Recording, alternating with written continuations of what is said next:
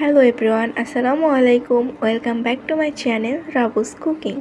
আজকে আমি তোমাদের দেখাবো কিভাবে সবথেকে সহজ উপায়ে এবং অল্প সময়ে এভাবে ঘরোয়াভাবে রসমালাই তৈরি করতে পারবে। ভিডিওর প্রথমেই এখানে আমি একটি ডিম ফেটিয়ে নিচ্ছি। খুব ভালোভাবে এটা ফেটিয়ে নিতে হবে। তারপরে আমার এখানে লাগবে 1 কাপ পরিমাণ গুঁড়া দুধ। 1 কাপ পরিমাণ ডানো গুঁড়া দুধটা এখানে ব্যবহার করেছি। গুঁড়া দুধটা ব্যবহার করার পরে আমি এখানে নিয়ে নিয়েছি হচ্ছে বেকিং পাউডার। এখানে আমি ফার্স্টার ক্লক্সের বেকিং পাউডারটা ইউজ করতেছি। এটা খুবই ভালো, তোমরা চাইলে এটা ইউজ করতে পারো। এরপর আমি এর মধ্যে অ্যাড করে দেব হচ্ছে ঘি। 1 টেবিল চামচ ঘি এখানে আমি অ্যাড করে দিলাম। তারপর সমস্ত উপকরণগুলো খুব ভালোভাবে আলতো হাতে মাখিয়ে নিতে হবে। এটাকে খুব বেশি প্রেস করে মাখানো যাবে না, একদমই আলতো হাতে সফটলি মেখে নিতে হবে। দেখতেই পাচ্ছ আমি কিন্তু একদম ভালোভাবে মাখিয়ে নিয়েছি। এই পর্যায়ে আমি যে ডিমটা ফেটিয়ে রেখেছিলাম সেটা এখানে অল্প অল্প করে অ্যাড করে মাখিয়ে নেব। একেবারে সবগুলো এখানে ঢেলে দেওয়া যাবে না, একসাথে কিন্তু পুরোটা ঢেলে দিতে যাবে না। অল্প অল্প করে নিয়ে এরকম একটা ডো তৈরি করে নিতে হবে, এতে করে পরিমাণটা খুব ভালোভাবে বোঝা যাবে। মাখানো শেষ। এবার এটাকে আমি 10 মিনিটের জন্য রেস্টে রেখে দেব। 10 মিনিট পরে কিন্তু ডোটা অনেকটাই টাইট হয়ে যাবে, তখন আর কিন্তু এতটা বেশি সফট থাকবে না। এবার এখান থেকে পরিমাণ মতো নিয়ে আমি মিষ্টি তৈরি করে নেব। তো দেখতেই পাচ্ছেন আমি কিন্তু সবগুলো মিষ্টি এখানে তৈরি করে নিয়েছি। আপনারা আপনাদের পছন্দ মতো শেপ দিয়ে নিতে পারেন। এখানে আমি একটু লম্বাটে করে বানিয়ে নিয়েছি। আপনারা চাইলে এখানে গোল শেপ কিংবা যে কোনো শেপের তৈরি করে নিতে পারেন। আর অবশ্যই এটা কিন্তু ছোট ছোট করে তৈরি করতে হবে। আর এখানে আমি 1 লিটার দুধের মধ্যে 1 কাপ পরিমাণ পানি দিয়ে দিলাম।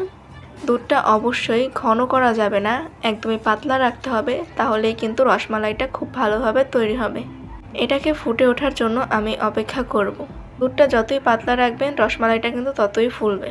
এখানে হাফ কাপ চিনি অ্যাড করে দিলাম। চিনির পরিমাণটা আপনারা আপনাদের পছন্দ মতো ব্যবহার করবেন। আমার মতে এখানে হাফ কাপের বেশি চিনি প্রয়োজন হয় না। যারা খুব বেশি মিষ্টি খায় তাদের জন্য কিন্তু হাফ কাপ যথেষ্ট। তো দুধটা কিন্তু ফুটে উঠেছে। এবার আমি মিষ্টিগুলো এর মধ্যে দিয়ে দেব। একে একে ভালোভাবে একদম সাবধানে মিষ্টিগুলো দিয়ে দিতে হবে। মিষ্টিগুলো দিয়ে কিন্তু নাড়াচাড়া করা যাবে না, এবারে ঢেকে দিতে হবে। ঢেকে দিয়ে যখন বলক উঠবে তখন হালকা করে ঢাকনাটা একটু উঠিয়ে আবার লাগিয়ে দিতে হবে। আমি 15 মিনিট টোটাল জাল করে নেব। এর মধ্যে বলক আসলে ঢাকনাটা শুধু উঠিয়ে নেব, একটু আবারও লাগিয়ে দিতে হবে। মিষ্টির সাইজগুলো যদি খুব বেশি বড় হয়ে যায় তাহলে কিন্তু সময়টা আরও বেশি লাগতে পারে। এটা ফুটে ওঠা পর্যন্ত আমরা অপেক্ষা করতে থাকি। যখনই ফুটে উঠবে তখনই ঢাকনাটা হালকা করে উপচে দেব। আপনারা চাইলে ফ্লেভারের জন্য যখন দুধটা জাল করবেন তখন কিন্তু আস্ত এলাচ ব্যবহার করতে পারেন, এতে করে রসমালাইয়ের ফ্লেভারটা আরও ভালো আসবে। যারা এটা পছন্দ করেন না তারা এটাকে স্কিপ করতে পারেন। যেহেতু আমি এখানে এলাচের গুঁড়ো অ্যাড করব সেজন্য আমি আস্ত এলাচটা স্কিপ করে গিয়েছি। আপনারা চাইলে তখন অ্যাড করে দিতে পারেন। আর আপনাদের কাছে যদি এলাচের গুঁড়োটা থাকে তাহলে আপনারা পরবর্তীতে এটাকে অ্যাড করে দিতে পারেন। তো এখানে কিন্তু ফুটে উঠেছিল, তখনই কিন্তু আমি ঢাকনাটা একটু উপচে দিয়েছিলাম। তো দেখো আবারও ফুটে উঠেছে। এবারও আমি আবার একটু ঢাকনাটা উঠিয়ে দিয়েছিলাম। মিষ্টিগুলো কিন্তু ফুলে ডাবল হয়ে গিয়েছে, তোমরা দেখতেই পাচ্ছ এর সাইজটা কিন্তু অনেকটাই বড় হয়ে গিয়েছে।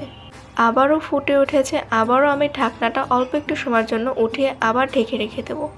মিষ্টিগুলোর সাইজ কিন্তু তোমরা লক্ষ্যই করছো কতটা বড় হয়ে গিয়েছে। তো আমার কিন্তু 15 মিনিট জাল করা হয়ে গিয়েছে। এ পর্যায়ে কিন্তু এবার এটাকে নামিয়ে এভাবে ঠান্ডা হওয়ার জন্য রেখে দিতে হবে। কোনোভাবেই ঢেকে রাখা যাবে না, ঢেকে রাখলে কিন্তু মিষ্টিগুলো চুপসে যাবে। ঢাকনাটা সরিয়ে তারপরেই কিন্তু এটাকে ঠান্ডা হওয়ার জন্য রেখে দিতে হবে। মিষ্টিগুলো এবার আমি নামিয়ে নেব। এই প্যানের মধ্যেই কিন্তু রেখে দেবো, এখনই মিষ্টিগুলো প্যান থেকে উঠিয়ে নেব না। ঢাকনাটা অবশ্যই সরিয়ে রাখতে হবে, ঢাকনাটা দিয়ে রাখলে কিন্তু চুপসে যাবে। একটু প্যানটা নাড়িয়ে নিচ্ছি। যখন সম্পূর্ণ ঠান্ডা হয়ে যাবে তখন আমি মিষ্টিগুলো একে একে উঠিয়ে নেব। মিষ্টিগুলো কিন্তু ঠান্ডা হয়ে গিয়েছে এবং আমি সবগুলো উঠিয়ে নিয়েছি। দেখতেই পাচ্ছ মিষ্টিগুলো কিন্তু দ্বিগুণ হয়ে গিয়েছে। এবার এগুলোকে উঠিয়ে একটা সাইডে রেখে দিতে হবে। আর এক্সট্রা যে দুধটা ছিল সেটাকে আমি জাল করে আরও ঘন করে নেব। এজন্য এর মধ্যে আমি হাফ কাপ গুঁড়া দুধ অ্যাড করে দিচ্ছি।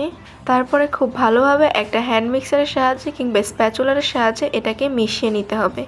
তারপরে আমি যে এলাচের গুঁড়োটা দেওয়ার কথা বলেছিলাম সেটা অ্যাড করে দিলাম।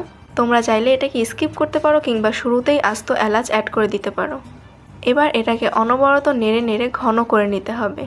প্রথমে কিন্তু দুধটাকে পাতলা রাখতে হবে এবং এখন আমরা দুধটাকে চাল করে ঘন করে নেব। এর মধ্যে কিন্তু আমি সামান্য একটু লবণ অ্যাড করে দিয়েছি। মিষ্টি জিনিসে লবণ দিলে স্বাদটা কিন্তু খুব ভালো থাকে, তোমরা চাইলে এটাকে স্কিপ করতে পারো।